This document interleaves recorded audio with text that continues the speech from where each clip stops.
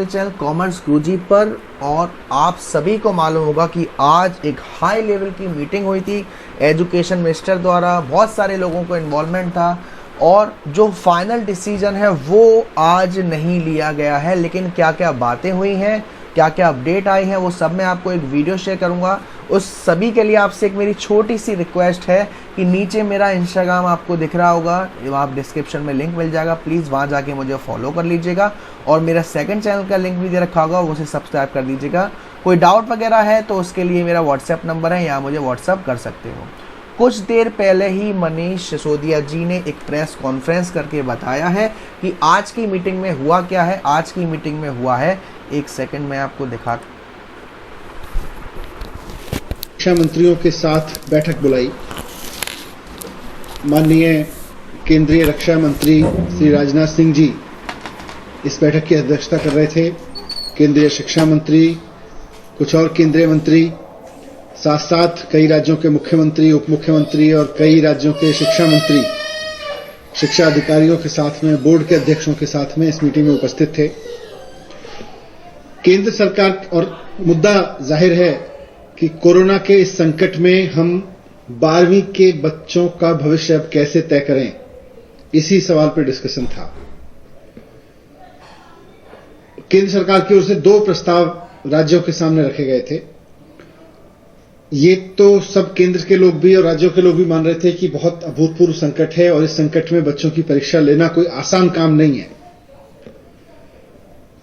तो केंद्र सरकार के 2 प्रस्ताव थे। उसमें एक प्रस्ताव था कि हम 12वीं क्लास के जो बच्चे हैं उनकी परीक्षा लें, पहले के तरीके से लें, लेकिन कुछ चुने हुए सब्जेक्ट्स की ही परीक्षा लें। जैसे लगभग 200 सब्जेक्ट्स हैं, उन 200 सब्जेक्ट्स में से केवल 20 मेजर सब्जेक्ट्स की परीक्षा लें और उनके बेस पर ही हर एक बच्चे के बाकी सब्जेक्ट्स के मार्क्स दें। ये एक प्रस्ताव था पहले। तो इस तरह से 19-20 सब्जेक्ट्स की परीक्षा लेके और 19-20 सब्जेक्ट्स में आए हुए नंबर्स के आधार पर, मार्क्स के आधार पर बाकी सब सब्जेक्ट्स को इवेल्युएट उसी के आधार पे करें, ऐसा एक प्रस्ताव है। इसमें एग्जामिनेशन सेंटर्स वगैरह वगैरह सब वैसे ही चलेगा जैसे पहले चलता था। दूसरा उनका प्रस्ताव था कि परीक्षा लें, लेकिन उसका पैटर्न थोड़ा बदले। स्कूल में ही परीक्षा हो, ऑब्जेक्टिव टाइप के क्वेश्चंस की परीक्षा हो, 3 घंटे की जगह 1.5 घंटे की परीक्षा हो और उसकी बच्चों की जो कॉपी चेक करने का काम है वो भी स्कूल में ही हो। तो ये उनका दूसरा प्रस्ताव था। और उसमें यह भी है कि बच्चों के सारे सब्जेक्ट्स की परीक्षा ना हो, लेकिन बच्चे तय कर लें कि उनको कौन से 4 सब्जेक्ट्स की परीक्षा देनी है या 3 सब्जेक्ट की परीक्षा देनी है। ये उनका ऑप्शन भी था। देश के अलग अलग राज्यों के शिक्षा मंत्रियों ने अपनी अपनी राय रखी। दिल्ली की तरफ से मैंने भी इस पर अपनी राय रखी और इससे पहले मैंने कल दिल्ली के बहुत सारे प्रिंसिपल्स, प्राइवेट स्कूलों के प्रिंसिपल्स और टीचर्स, फिर गवर्नमेंट स्कूल्स के प्रिंसिपल्स और टीचर्स और फिर स्टूडेंट्स के साथ, पेरेंट्स के साथ संवाद किया था। और उसके बेस पर, उस पूरे मंथन के बेस पर मैंने दिल्ली की तरफ से 12वीं के बच्चों के भविष्य के बारे में सरकारों को क्या कदम उठाने चाहिए, ये मैंने राय रखी अपनी, उसको मैं आपके साथ शेयर कर रहा हूं। पूरे देश में इस वक्त करीब 1.5 करोड़ बच्चे हैं जो 12वीं क्लास में पढ़ रहे हैं। इन 1.5 करोड़ बच्चों के पेरेंट्स, इनके टीचर्स और खुद ये बच्चे सबके सब बहुत उम्मीद भरी निगाहों से सरकारों की ओर देख रहे हैं और खासतौर से केंद्र सरकार की ओर देख रहे हैं कि केंद्र सरकार परीक्षाओं के बारे में कोई निर्णय ले, ताकि 12वीं की जो ये क्लास है ये इतनी लंबी होती चली जा रही है, आगे बढ़ती जा रही है, आगे बढ़ती जा रही है। ये 12वीं की क्लास से आगे उनको बढ़ने का मौका मिले। एक ऐसे समय में ये सब बात हो रही है, आज जो चर्चा हुई, जब हमारे पास रोजाना 2.5 लाख केस आ रहे हैं पूरे देश में, लगभग इस समय भी देश के बहुत सारे गांवों से किस तरह की स्थिति है, किस तरह की बॉडीज मिल रही हैं, वो हम सब मीडिया पे, सोशल मीडिया पे देख रहे हैं। हमारे सामने बार बार ये बात भी आ रही है कि तीसरी वेव भी आ सकती है और ये बात बार बार कही जा रही है अलग अलग सेक्टर से कि तीसरी वेव अगर आती है तो बच्चों को सबसे ज्यादा नुकसान पहुंचाएगी तीसरी वेव। ऐसे में दिल्ली सरकार का मानना है, मुख्यमंत्री अरविंद केजरीवाल जी ने भी मुझको कहा कि ये प्रस्ताव केंद्र सरकार के सामने रखा जाए कि बच्चों की सेहत से, बच्चों की सुरक्षा से खिलवाड़ करके हमें परीक्षा पूरा करने का शौक नहीं पूरा करना चाहिए। शिक्षण संस्थाएं, शिक्षा व्यवस्था अपनी एक अलग कंपल्सन रखती है। शिक्षा व्यवस्था कहती है कि परीक्षा होनी चाहिए, बोर्ड कहता है, बोर्ड की परंपराएं कहती हैं कि परीक्षाएं होनी चाहिए। शिक्षा की जो हमारे अभी तक की प्रैक्टिस रही है और शिक्षा की जो अभी तक हमारी समझ रही है वो कहती है कि पहले पढ़ाओ, फिर बच्चे की परीक्षा लो, उसके बाद में बच्चे को पास या फेल करो। लेकिन ये सब आइडियल वर्ल्ड की दुनिया है। प्रैक्टिकल वर्ल्ड में आज आपके बीच में रोजाना 2.5 लाख लोग कोरोना से संक्रमित हो रहे हैं और तीसरी वेव के बारे में कहा जा रहा है कि ये बच्चों से आ सकती है, बच्चों में ज्यादा आ सकती है। तो इसलिए दिल्ली सरकार किसी भी तरह की परीक्षा कराए जाने के पक्ष में नहीं है। दिल्ली सरकार ने केंद्र सरकार को भी आज कहा, हम उनको चिट्ठी भी लिख के कहेंगे कि ये दोनों ऑप्शन परीक्षा कराने के ऑप्शन हैं, लेकिन हमारी राय में ये वक्त परीक्षा कराने का नहीं है। ये वक्त है कि हम बच्चों को जिस तरह से हमने 10वीं में किया है, 2, 3 साल या 1 साल की अलग अलग परीक्षाएं जो अभी तक ली गई हैं, हिस्टोरिकल रेफरेंसेस के आधार पर बच्चे का मूल्यांकन करें और उसको 12वीं की परीक्षा में हम उत्तीर्ण करें, उसको पास करके आगे भेजें। अगर कोई बच्चा कहता है कि मुझे हिस्टोरिकल रेफरेंस के आधार पर पास नहीं होता है, तो जैसा हमने 10वीं में उसको ऑप्शन दिया है कि समय आने पर फिर हम उसकी परीक्षा कराएंगे और उसके मार्क्स को अपग्रेड कर देंगे।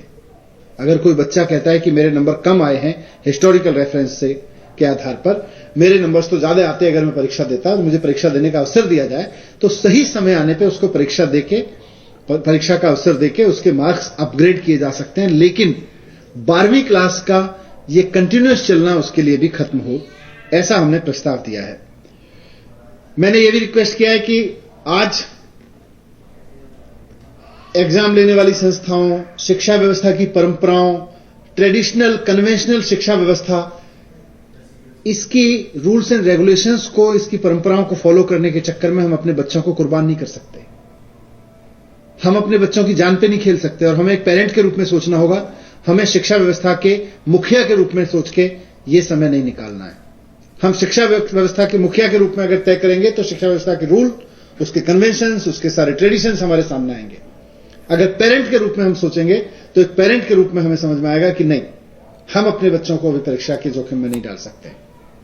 तो इसलिए मैंने रिक्वेस्ट किया है, लेकिन साथ साथ मैंने रिक्वेस्ट किया है क्योंकि बात सिर्फ बोर्ड की परीक्षाओं की नहीं है, बात एंट्रेंस एग्जामिनेशंस की भी है, बात यूनिवर्सिटी के आगे के एग्जामिनेशंस की भी है, अगला सेमेस्टर शुरू होने की भी है कि फिर बच्चे परीक्षाएं, प्रतियोगी परीक्षाएं कैसे देंगे, नीट की जेईई की परीक्षाएं कैसे देंगे।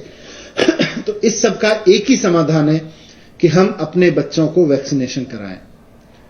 जैसा मैंने कहा कि पूरे देश में करीब 1.5 करोड़ बच्चे हैं जो 12वीं क्लास में हैं। आज देश में भी वैक्सीन उपलब्ध है जो युवाओं के लिए कारगर बताई जा रही है, और विदेशों में भी ऐसी वैक्सीन उपलब्ध है जो 12 साल से 18 साल के बच्चों के लिए भी कारगर प्रूव की जा चुकी है, घोषित की जा चुकी है। केंद्र सरकार से हमारा निवेदन है कि 1.5 करोड़ बच्चों के लिए और स्कूल के सारे टीचर्स के लिए, लगभग 1.5 करोड़ ही टीचर्स हैं, तो 1.5 करोड़ बच्चों के लिए और 1.5 करोड़ टीचर्स के लिए लगभग 3 करोड़ लोगों के लिए सबसे पहले वैक्सीन लेके आई जाए जो बच्चों के लिए लगाई जा सकती है, वैसी वैक्सीन। दुनिया में अभी फाइजर वैक्सीन का नाम आया है, अमेरिका में। फाइजर वैक्सीन के बारे में से हमने भी संपर्क किया था, तो उनके पास डोजेज तो हैं, लेकिन उन्होंने कहा कि भाई अभी हम केंद्र सरकार से ही बात कर रहे हैं। तो केंद्र सरकार ये जिम्मेदारी निभाए कि फाइजर से बात करके देश के 1.5 करोड़ बच्चों के लिए वैक्सीन लेके आए और उनको लगवाए। अगर फाइजर वैक्सीन नहीं मिलती है तो जो देश में अभी वैक्सीन है युवा वर्ग के लिए, उसके बारे में कहा जा रहा है कि वो 18 साल से ऊपर के बच्चों के लिए है। तो केंद्र सरकार के सामने मैंने प्रस्ताव रखा है कि हमारे इस वक्त दिल्ली के स्कूलों में या देश के बारे में भी वही डेटा होगा कि 12वीं के बच्चों में से करीब 20 से 25% बच्चे 18 साल के हो चुके हैं। करीब 70% बच्चे ऐसे हैं जो 17.5 साल से 18 साल की उम्र के बीच में हैं। यानी 1-2 महीने में, 3 महीने में, मैक्सिमम 6 महीने में वो 18 साल के हो जाने वाले हैं। तो इस तरह से 95% बच्चे हमारे 17.5 साल की उम्र के हैं। तो इन 17.5 साल वाले बच्चों की क्या हम वैक्सीनेशन कर सकते हैं, इस बारे में हम हेल्थ एक्सपर्ट से बात करें। अगर देश में 18 साल के युवा के लिए जो वैक्सीन उपलब्ध है, क्या वो वैक्सीन 17.5 साल के बच्चे के लिए भी कारगर है, ये बात हमें हेल्थ एक्सपर्ट बता सकते हैं, वैक्सीन की कंपनियां बता सकती हैं, उनके लिए जो टेस्टिंग की गई है, ट्रायल्स किए गए हैं, उससे हमारे पास आ सकती है। अगर यह संभव है कि हेल्थ एक्सपर्ट की राय के बाद और वैक्सीन कंपनियों की राय के बाद कि अगर 17.5 साल के बच्चों को वैक्सीन लगाई जा सकती है, ये मौजूदा वैक्सीन देश की, तो सारा वैक्सीनेशन प्रोग्राम रोक के पहले, जैसे हमने डॉक्टर्स के लिए पहले लगाया, वैसे ही अब हम प्राथमिकता देके देश के 1.5 करोड़ बच्चों को वैक्सीन लगा दें। वैक्सीन स्कूलों को उपलब्ध करा दें, स्कूल आसपास से नर्सेज लेके, डॉक्टर्स लेके तुरंत हफ्ते भर में ये वैक्सीनेशन करा सकते हैं। दिल्ली सरकार को अगर आज हमें 1.5 करोड़ बच्चों के लिए अप्रूव वैक्सीन मिल जाए, जो 17.5 साल से बच्चों के 12वीं क्लास के बच्चों को हम लगा सकते हैं, तो हम 2 दिन में दिल्ली के 12वीं क्लास के सारे बच्चों को वैक्सीन लगा देंगे। ये हमारा तंत्र बना हुआ है। तो या तो फाइजर ले आए या देश की बनी वैक्सीन के बारे में एक्सपर्ट की राय लेके इसको उपयोग करें, लेकिन परीक्षा से पहले वैक्सीन की व्यवस्था करें। परीक्षा तब ली जाए जब बच्चों को वैक्सीनेशन हो जाए, परीक्षा तब ली जाए जब बच्चों को वैक्सीन की सुरक्षा दे दी जाए। ये मैंने केंद्र सरकार से रिक्वेस्ट किया है। यही एंट्रेंस एग्जामिनेशन का हल है और यही सीबीएसई या 12वीं की बोर्ड की परीक्षाओं का हल है। पहले हम बच्चों की सुरक्षा करें, बाद में परीक्षा करें। ये बात मैंने बहुत मुख्य रूप से केंद्र सरकार के सामने रखी है और मैंने कहा है कि जितनी शिद्दत से हम परीक्षा लेने के लिए मेहनत कर रहे हैं, उतनी शिद्दत से अगर हम बच्चों की वैक्सीन लाने पर मेहनत कर लेंगे तो परीक्षा लेना भी सुरक्षित हो जाएगा।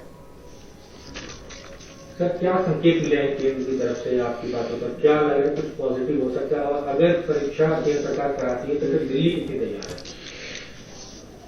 देखिए, जब मैंने ये बात रखी तो आज देश के लगभग मैं कह सकता हूं 8-10 मंत्रियों ने, कई राज्यों ने बेसिकली और इस बात को समर्थन किया कि हां, पहले हमें वैक्सीनेशन कराना चाहिए अपने बच्चों का। तो कई राज्य इस बात से सहमत थे। कई राज्यों ने ये बात रखी कि 0 एग्जामिनेशन होना चाहिए, ऑप्शन ए या ऑप्शन बी नहीं, ऑप्शन 0 एग्जामिनेशन का होना चाहिए।